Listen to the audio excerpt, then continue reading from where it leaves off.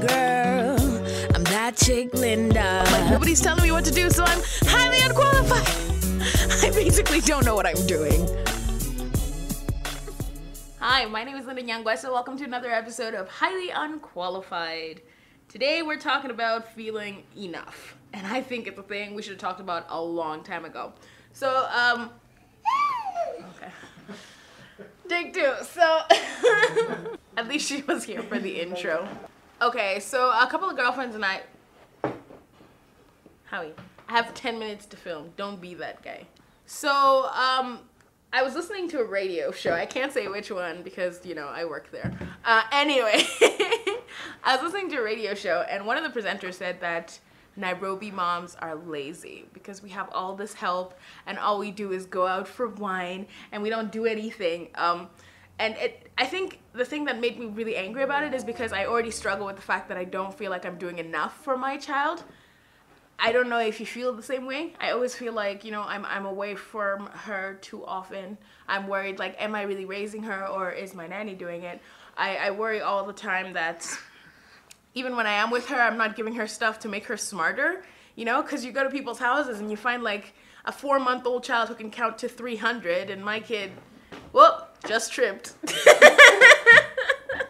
yeah, so that's like the amount of guilt I face. Like even today, for instance, the last few days I've had to leave early, so I haven't actually gotten to spend the morning with her and I come home really late.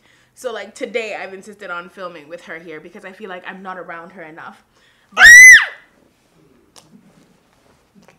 okay, but I also feel like what is enough? I think as women we need to like give each other a break and give ourselves a break, because the truth is I really struggle a lot. For me, postpartum was real. I didn't have enough milk, so I felt like already I couldn't feed her, and then now all of a sudden I feel like, am I making her smart enough? What kind of parent do I want to be?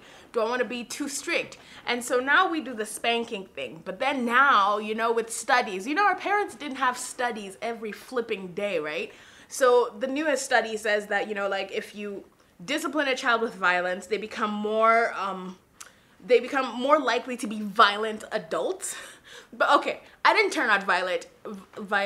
I didn't turn out violent, and honestly, I was swooped as a child, like Chapwad, a good one.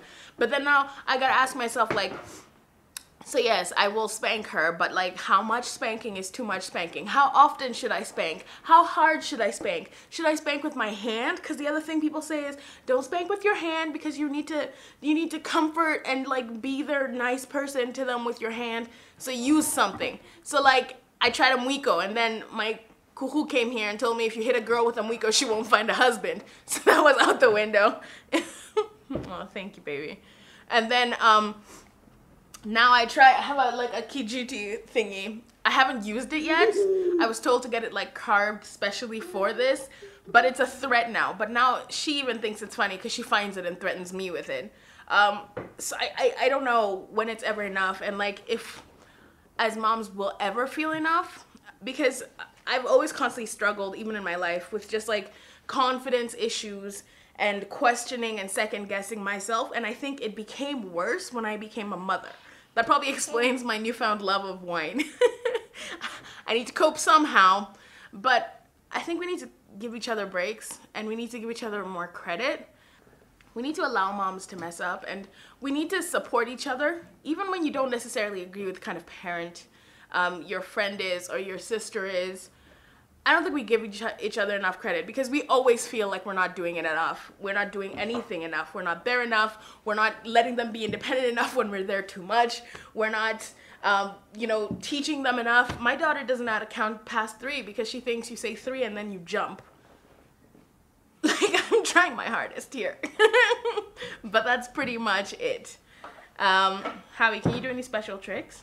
She sings happy birthday. That's happy birthday. Sing happy birthday. Happy birthday to you. Yeah, she changed her mind. So yeah, she's definitely not gonna be a performer. So I'll tell you my first potty training experience. So a friend of mine, her daughter is a month younger than Howie, older than Howie. And she told me all she did was like leave her to run around like naked in just a shirt for 2 weeks. And she figured it out. Like, she'd poop in the potty, and she would even say when she needs to poop. My child doesn't even have a poop face. Like, she could be talking to you and you just smell something and you realize, my God, she's pooped. She wakes up and she's pooped. So she doesn't even have a scheduled poop. So I don't know when to start and when it's okay. So the other day, you know, trying, because as women, we're always in competition with each other for no flipping reason. I was trying to see if my kid can also be like her kid so that the next time we meet up, we can be like, yay, toilet buddies. But we're not. So I left her in her t-shirt and we're having breakfast on the table. And she's talking and singing along to Baby Shark, which is the universal sound. If you want to know someone's a parent, just start singing Baby Shark. Anybody who responds to it or knows the dance, they're parents. So anyway, she's singing to Baby Shark, and I smell something. She pooped right on the chair, unmoved, right there.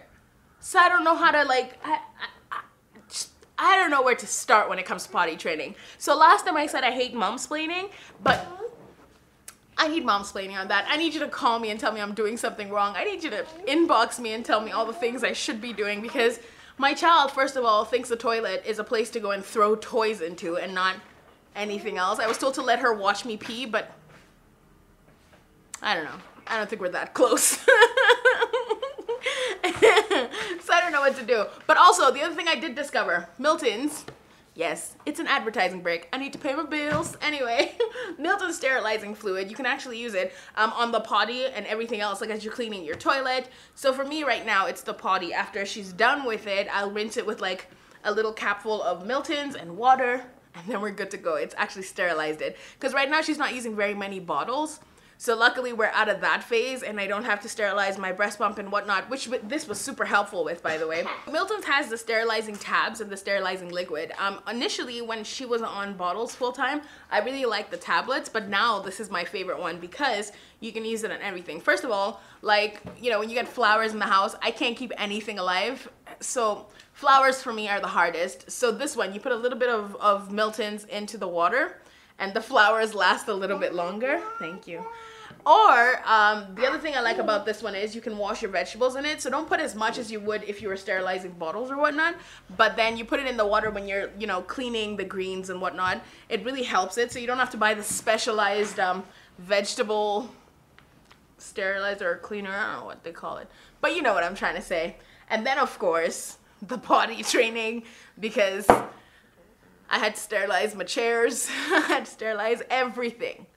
The only other tip I'd give you on potty training so far is get rid of your carpet, because you don't want to explain to your guests why there's brown stains everywhere. Yeah, end of commercial break. Back to you're enough. I know it's hard to say, and it's most of the times you don't tell yourself enough, but I think that especially as you're raising kids, you want them to see that you think you're enough so that one day they can think that they're enough. So as much as sometimes I doubt it, and see, she's found Hakiboko. This is what I pretend to Chapaha with. Howie, come here. Yeah, this is the Kiboko. I haven't hit her with it yet, but it's currently the threat. I was told to like get her name carved into it, put a few stickers so she knows, but she knows like Chapa and things like that. Okay, thank you, Mama.